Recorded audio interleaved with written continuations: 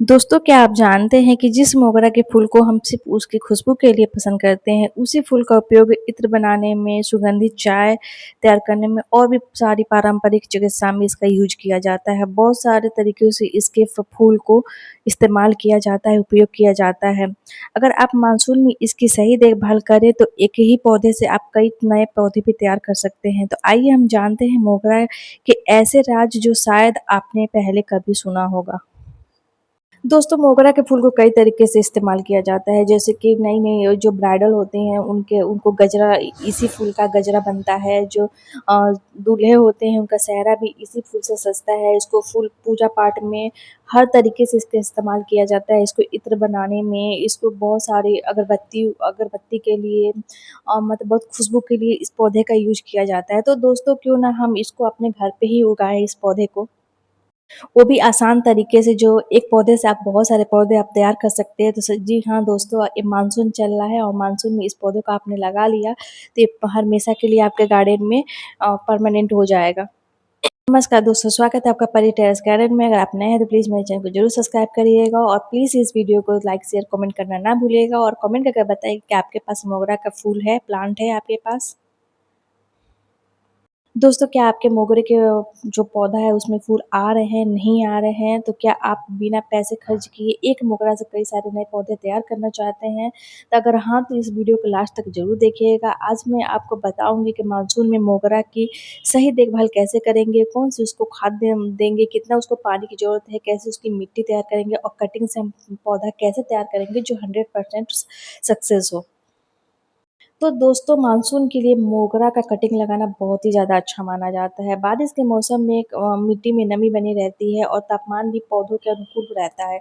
ऐसे मौसम में मोगरा तेज़ी से नई शाखाएँ और जड़ें बनाता है। इसलिए दोस्तों, अगर जुलाई और अगस्त में इसकी कटिंग लगाई जाए, तो इसकी ग्रोथ बहुत तेज़ होती है। तो अब हम बात करते हैं कि मानसून में हम मोगरे की देखभाल कैसे करेंगे। तो सबसे पहले हम पानी की बात करते हैं। बारिश के मौसम में ना रोज़ पानी देने की बिल्कुल ज़रूरत नहीं होती है दोस्तों। अगर जब भी मिट्टी आपकी ऊपरी परत सूखने लगे ना, तभी आप इसको इसमें पानी दीजिएगा। यदि गमले में पानी भर जाता है तो उससे क्या होती है ना, जो उसकी रूट होती है ना, वो सड़ने लगती है। तो इससे हमें पौधों को बचा के रखना है। दोस्तों, मोगरा को कम से कम 5-6 घंटे की धूप इसको चाहिए चाहिए होती है। ये गर्मियों वाला पौधा होता है, एक परमानेंट पौधा होता है जो गर्मियों में और बरसात में बहुत बार तक इसकी फ्लावरिंग होती है।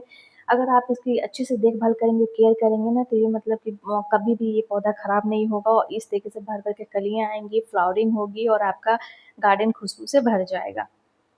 दोस्तों, इसकी मिट्टी की हम अगर बात करें तो इसकी मिट्टी हमेशा भुरभुरी होनी चाहिए। इसकी जल निकासी अच्छी होनी चाहिए। अगर मिट्टी बहुत सख्त होगा ना, तो क्या उसकी जड़ें फैल नहीं पाएँगी अच्छे से, वो मतलब ग्रोथ नहीं कर पाएगा, फिर पौधा वहीं पे धीरे-धीरे, धीरे-धीरे करके वो मरने लगेगा। तो मिट्टी हमेशा आप भुरभुरी इसकी बनाइए। अब बात करते हैं आप खाद की, तो आप 15-20 दिन में आप इसको गोबर की खाद दे सकते हैं, सड़ी हुई जो गोबर की खाद होती है आप वो दे सकते हैं। वर्मी कंपोस्ट दे सकते हैं आप इसे चाहें तो। और केले सबसे अच्छा चीज़ है कि आप केले का छिलका आप सुखा के रख लीजिए और उसको छोटे-छोटे पीस करके उसको मिट्टी में दबा दीजिए, नहीं तो आप उसका लिक्विड फर्टिलाइज़र भी बना के आप इसको दे सकते हैं, बहुत ज़्यादा फ़ायदा करता है।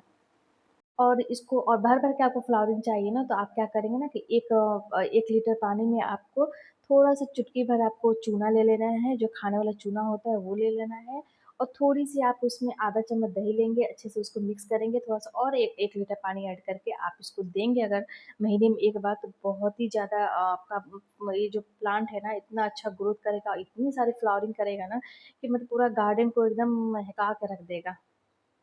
दोस्तों, आम गलतियाँ लोग अक्सर इसके इस पौधे के साथ कर देते हैं, क्योंकि बारिश में भी रोज़ उसको पानी देना, बिना ड्रेनेज वाली गमले इस्तेमाल कर लेते हैं। बहुत नम या बहुत पुरानी शाखा से कटिंग ले लेते हैं, जिससे कि जो नरम शाखा होती है उससे कटिंग ले लेते हैं, जिससे कि कटिंग हमारा चल नहीं पाता है। तो हमें एक मैच्योर कटिंग लेनी है। अगर इसकी आपको 100% आपको इसको सक्सेस करना है, तो उसको एक अच्छी हमें टहनी लेनी है, बिल्कुल नई टहनी नहीं लेनी है, ना बहुत ज़्यादा ही सख्त टहनी लेनी है। मीडियम में हम टहनी ले लेंगे, लेंगे और उसको अच्छी तरीके से हम क्या करेंगे कट करके, मतलब जब हमारा जो कटर होगा ना उसको मतलब सैनिटाइज करके ही आप यूज करिए, किसी भी पौधे के लिए वो सही रहता है। सैनिटाइज करके फिर उसकी कटिंग निकलेंगे और दोस्तों उसको नीचे से ना हल्का हल्का हमको पहले तो 45 एंगल का कट लगाएंगे, उसके बाद से उसमें हम एलोवेरा जेल लगा सकते हैं, नहीं तो रूट हार्मोन्स आपके पास है तो आप लगा सकते हैं, अगर नहीं है तो आप एलोवेरा तो हर घर में होता ही होता है तो एलोवेरा आप ले लेंगे। और जितनी भी सारी एक्स्ट्रा इसमें से जो ब्रांचेस है ना और पत्तियां हैं उसको प्लीज हटा दीजिए, वरना फिर अच्छे से ग्रोथ नहीं हो पाता है ढंग से।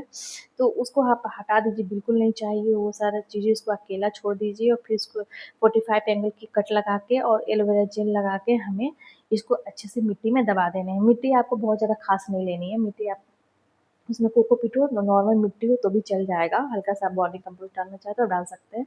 तो मैंने सिंपल से मिट्टी लिया है जिसमें हल्का सा पीस कोकोपीट है जिसमें नमी बनी रहे। तो दोस्तों इसमें हमने कटिंग लगा दिया है और ये 15-20 दिनों के बाद इसमें रूट बनना चालू हो जाएंगे। तो दोस्तों ये मानसून का समय है ना, कटिंग लगाने का सबसे बेस्ट समय होता है। इस समय आप किसी भी तरीके की कटिंग लगाएंगे ना तो आराम से ग्रो कर जाएगा। तो कटिंग में आप जैसे गुलाब लगा सकते हैं, गुड़हल लगा सकते हैं, बोगनविलिया लगा सकते हैं, मधुमालती लगा सकते हैं, चमेली, चंपा, बहुत सारे ऐसे हार्डी प्लांट है जिसकी कटिंग इस समय लगाएगा तो 100% आपको सक्सेस मिलेगी ही मिलेगी। आपको ये ध्यान देना है कि मतलब आपने सही शाखा, सही चीज़ें मतलब अच्छे से प्रोसेस सही की हो, तो आपका 100% आपका कटिंग चलने ही वाला है दोस्तों। अब इसको हम क्या करेंगे, ऐसी जगह रख देंगे, पौधों के बीच में हम इसको रखेंगे और ध्यान देना है कि इसमें पानी बिल्कुल स्टोर ना हो और कटिंग बिल्कुल क्या हिले-डुले ना, नहीं तो वो पौधा खराब हो जाता है।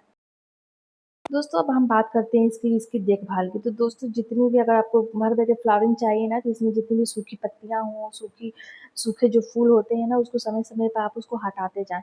जितनी सूखी ब्रांचेस हो ना इसको हटाते जाएँ नहीं तो। और जब फ्लावरिंग से पहले इसकी हल्की-फुल्की आप प्रूनिंग कर दें, नहीं तो हार्ड प्रूनिंग आप फरवरी के आस-पास इसको कर सकते हैं, बट उसके बाद से आप क्योंकि गर्मियों में इसकी फ्लावरिंग एकदम ऑलमोस्ट स्टार्ट हो जाती है, तो आप उसको क्या करते हैं हल्की-फुल्की प्रूनिंग करते रहिए, जिससे कि ये पौधा भूसी बनता रहेगा और भर भर के इसमें फ्लावरिंग होती रहेगी।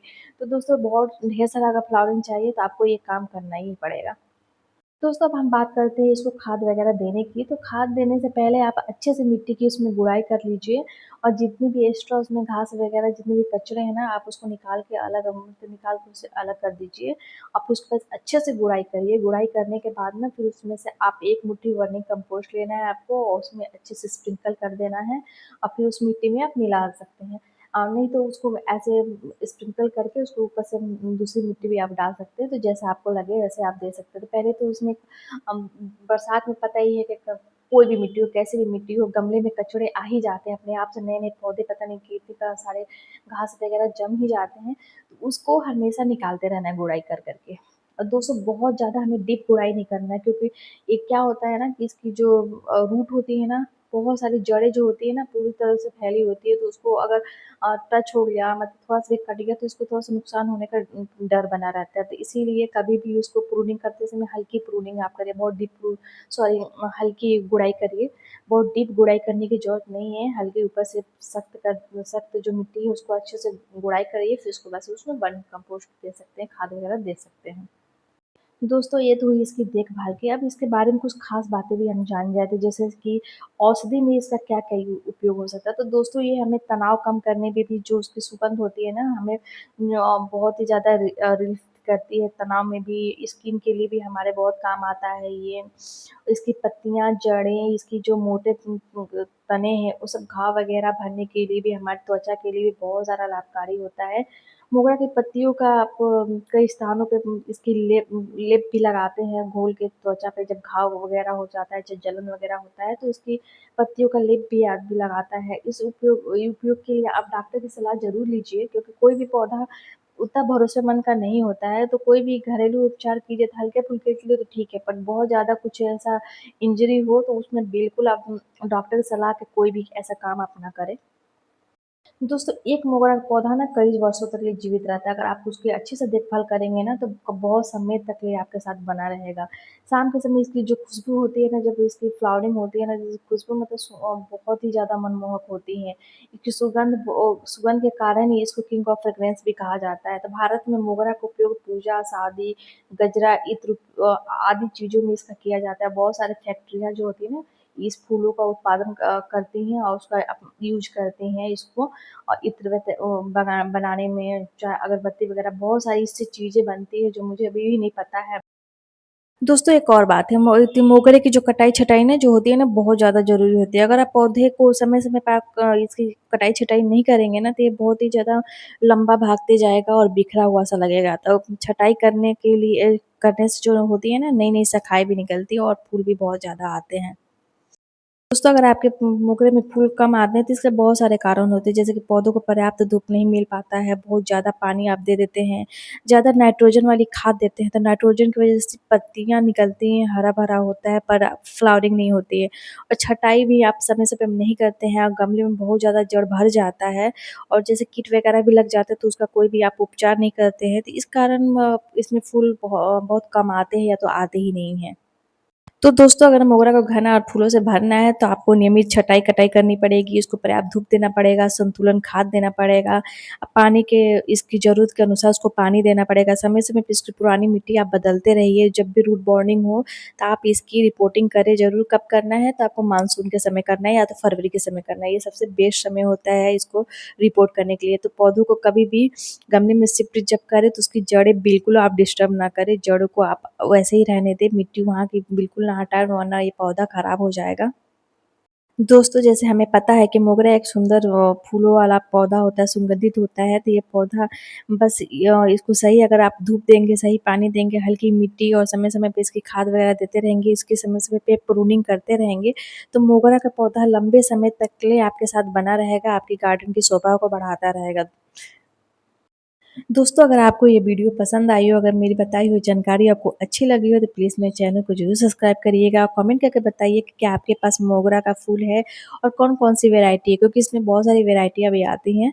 तो अगर नहीं है तो अगर कहीं से भी आप एक कटिंग लेके आइए और उसको आप लगाइए अपने घर में, क्योंकि ये सबसे अच्छा मौसम है मानसून में पौधों को ग्रो करने का, और एक पौधे से आप मल्टीपल पौधे तैयार करने का सबसे बेस्ट समय होता है मानसून। तो दोस्तों इस मानसून को बिल्कुल जाने मत दीजिए।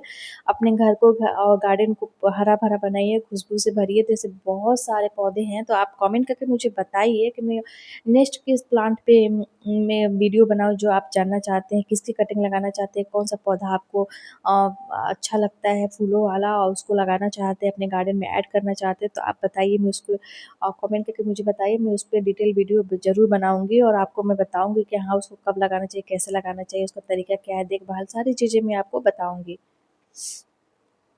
तो दोस्तों आप लोग भी देर मत करिए, क्योंकि मानसून स्टार्ट हो गया है और इस समय आपको पौधे लगाने का सबसे बेस्ट समय है। तो जितनी भी सारी पौधों की कटिंग लगानी है, जितना आपने सोच के रखा है उसको आप फटाफट लगा लीजिए, क्योंकि यही समय है पौधों का ग्रोथ होने का। और इस समय अगर भर भर के फ्लावरिंग चाहिए तो हमारे जो बताए हुए टिप्स है उसको ज़रूर फॉलो करिए, और हमारे चैनल पे बहुत सारे ऐसे कटिंग से रिलेटेड वीडियो पड़े हुए हैं, तो आप जाकर देख भी सकते हैं मेरे चैनल पे। और जून में कौन-कौन से पौधे लगाने हैं, कटिंग कैसे उसकी तैयार करनी है, उसके कौन-कौन से पौधे कटिंग से तैयार हो जाते हैं, उसके बारे में मैंने एक लॉन्ग वीडियो बनाया हुआ है, जो जून-जुलाई में लगने वाले पौधे। तो दोस्तों मिलते हैं हम नेक्स्ट वीडियो में, तब तक के लिए टेक केयर, बाय और हैप्पी गार्डनिंग, और अपने-अपने घर को भी हरा-भरा खुशबू से भर